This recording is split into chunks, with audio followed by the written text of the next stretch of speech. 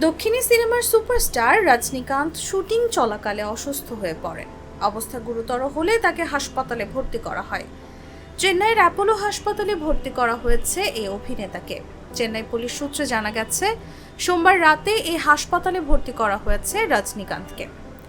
৭৩ বছর বয়সী রজনীকান্তের শারীরিক অবস্থা এখন স্থিতিশীল রয়েছে।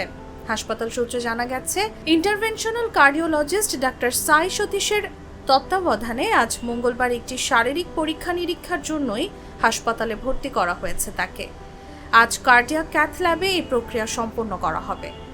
রজনীকান্তের ভক্তরা তার শারীরিক অবস্থা জানার জন্য খুবই উদ্বিগ্ন রয়েছেন। তবে এখন পর্যন্ত রজনীকান্তের পরিবারের পক্ষ থেকে কোনো আনুষ্ঠানিক বিবৃতি প্রকাশ করা হয়নি।